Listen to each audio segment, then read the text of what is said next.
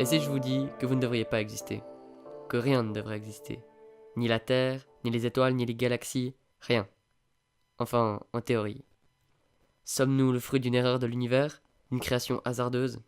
Pour y répondre, nous allons voyager dans un autre univers, un autre monde où nos perceptions de base telles que la notion de temps seront chamboulées, dans le monde de l'antimatière. Aujourd'hui, nous allons défendre une théorie très peu connue.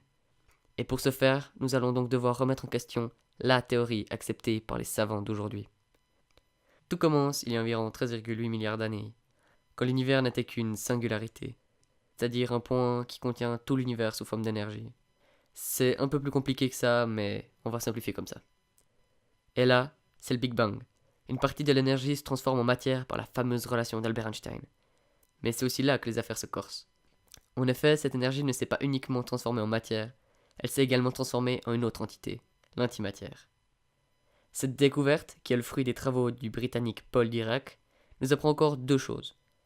La première, c'est que pour chaque particule de matière, il existe sa particule correspondante d'antimatière, une sorte de particule miroir, et que lorsqu'elles se rencontrent, elles s'annihilent en redonnant l'énergie consommée lors de leur création.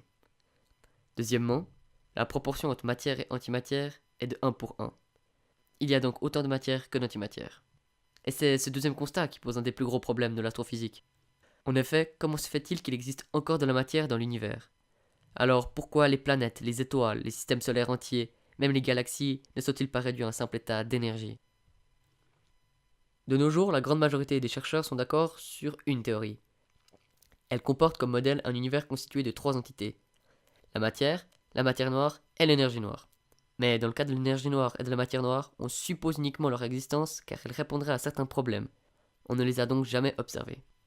Les chercheurs ont donc imaginé l'énergie noire car elle expliquerait l'accélération de l'expansion de l'univers, soit que deux objets éloignés sont en train de s'éloigner de plus en plus vite à chaque instant. Et pour la matière noire, elle répondrait à un problème de vitesse trop grande de galaxies par rapport à la matière qui les compose. Mais dans cette théorie, il y a deux choses qui nous surprennent. En effet, selon les chercheurs, il n'y aurait plus d'antimatière dans l'univers et la matière ne constituerait que 5% de l'univers. Comment se fait-il qu'il reste encore un peu de matière alors qu'il ne reste plus d'antimatière? Je vous le rappelle que normalement il doit y en avoir autant dans l'univers et que ces deux entités s'annuleraient entre elles.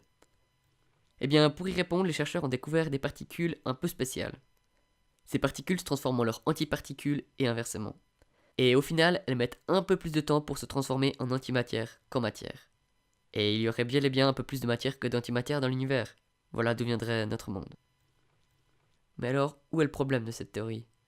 Eh bien, nous savons que les particules observées qui n'ont pas la même vitesse lorsqu'elles se changent en matière ou en antimatière ne seraient pas assez nombreuses ni massives pour expliquer qu'il reste autant de matière dans l'univers.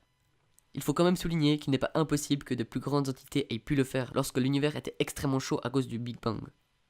Mais il n'y a pas que ça qui remet en question cette théorie. En effet, nous n'avons aucune preuve de l'existence de l'énergie noire ni de la matière noire.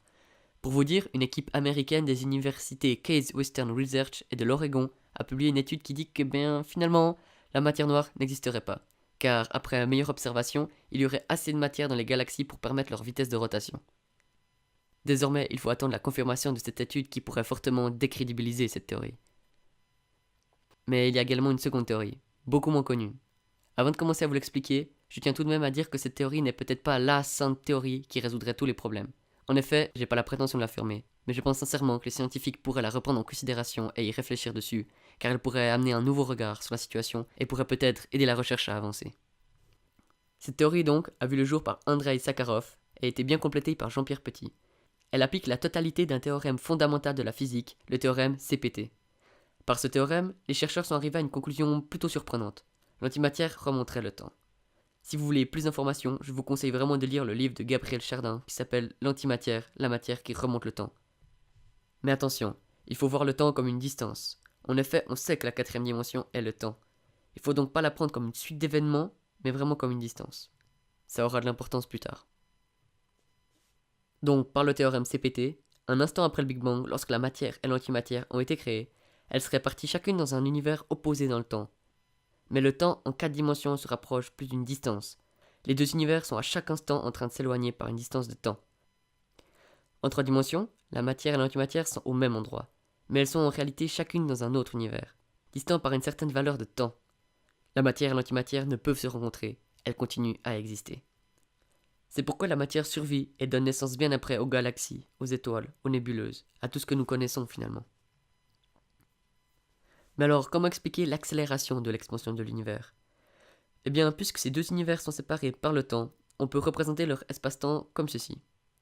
De plus, ces deux univers s'influencent par la force gravitationnelle comme s'ils étaient tenus ensemble. Lorsqu'il y a de la matière, l'espace-temps se déforme de cette façon grâce à la gravitation qui attire tout, y compris le second espace-temps, et donc le déforme comme ceci.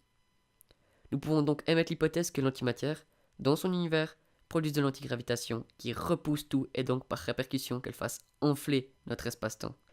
Et cela à plein d'endroits de notre univers. Une galaxie se trouvant ici et une autre là vont donc s'éloigner. Mais alors pourquoi cette théorie ne plaît pas à la majorité? Eh bien, j'ai posé la question au professeur Mikhail Shaposhnikov, professeur à l'EPFL et chef du laboratoire des particules et de cosmologie. Ce qui lui plaît pas, c'est la notion de temps opposé, comme si on pouvait remonter le temps. En effet, on sait qu'on ne peut pas remonter le temps. Sinon, il y aurait un problème de causalité, c'est-à-dire que l'événement surviendrait avant la cause.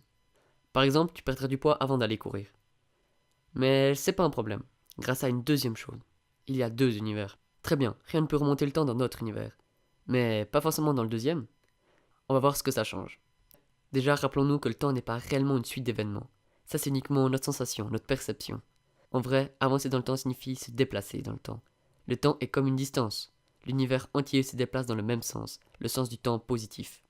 Mais un temps négatif ne poserait pas de problème de causalité. Pour comprendre cela, nous allons représenter la quatrième dimension, le temps donc, à l'aide d'une métaphore. Imaginez une route, et d'un côté de la route, il y a des boîtes. Dans chaque boîte, il y a l'univers entier à un certain temps. Par exemple, on va dire que dans cette boîte, il y a l'univers lors de son premier jour, dans celle-ci lors de son deuxième jour, ainsi de suite, ainsi de suite. Et voici un bonhomme. Ce bonhomme représente un grain de matière. La matière ne peut pas remonter le temps, n'est-ce pas? Au contraire, elle avance dans le temps. Donc à chaque instant, le petit bonhomme avance dans le temps, de gauche à droite. Aucun problème de causalité. Tu cours, tu perds du poids ensuite. Maintenant, voici un autre bonhomme. Ce bonhomme représente l'antimatière.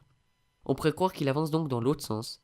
Et à ce moment-là, vous auriez raison, il y aurait un problème de causalité. Si nous reprenons notre exemple, alors il perd du poids avant même d'aller courir. Mais heureusement, ce n'est pas le cas. En effet, notre petit bonhomme n'avance pas sur la même portion de la route. Si nous prenions une particule d'antimatière qui s'est créée lors du Big Bang, elle n'avance pas ici, mais bel et bien là. La flèche du temps est donc renversée à zéro. Et comme pour n'importe quel graphique, les événements sont symétriques par rapport au temps. Le temps se comporte donc bien comme une distance. Si l'on avance ou que l'on recule de 5 mètres, il faut bien passer par 1 et moins 1, 2 et moins 2, etc. etc. Eh bien, c'est la même chose pour nos deux univers. Notre bonhomme d'antimatière va également passer par le premier jour de son univers avant de passer au deuxième jour, et ainsi de suite. Et les événements restent dans le bon ordre. Si nous gardons le même exemple, eh bien d'abord il court et ensuite il perd du poids. Aucun problème de causalité. Ce qu'il faut vraiment retenir, c'est que lorsque nous parlons d'une particule qui remonte le temps, eh bien elle ne remonte pas vraiment notre temps. C'est uniquement notre perception, car en fait elle avance dans un tout autre univers. Elle avance normalement dans le temps de son univers. Ça ne contredit donc pas la physique actuelle qui dit qu'une matière ne peut pas remonter le temps dans son univers. Avec cette métaphore, j'espère que vous aurez réussi à vous représenter le temps comme une distance et non pas comme notre perception actuelle, classique du temps, monodirectionnelle. Comme nous le voyons, chaque théorie a ses avantages et ses inconvénients. Pour être sûr de la bonne théorie, il faudrait dans un futur trouver des découvertes significatives. Par exemple, la preuve de l'existence ou de l'inexistence de l'énergie noire et de la matière noire ferait grandement avancer les choses. Mais même avec ces découvertes, les théories ne seraient sûrement pas parfaitement justes. Lors de chaque découverte, chaque expérience, nous pourrons nous positionner plus facilement sur une ou l'autre de ces théories, ou même vers une nouvelle théorie qui n'a encore pas vu le jour. De plus, je tiens à préciser que j'ai dû relativement simplifier de nombreux passages. Pour la compréhension générale, le but n'est pas de vous changer en expert en la matière. Alors même si vous n'êtes pas d'accord, dites-vous que c'est en émettant des hypothèses comme celle-ci que la science avancera. Mais n'oubliez pas que le plus important c'est d'être curieux, intéressé et surtout d'observer la beauté de notre univers.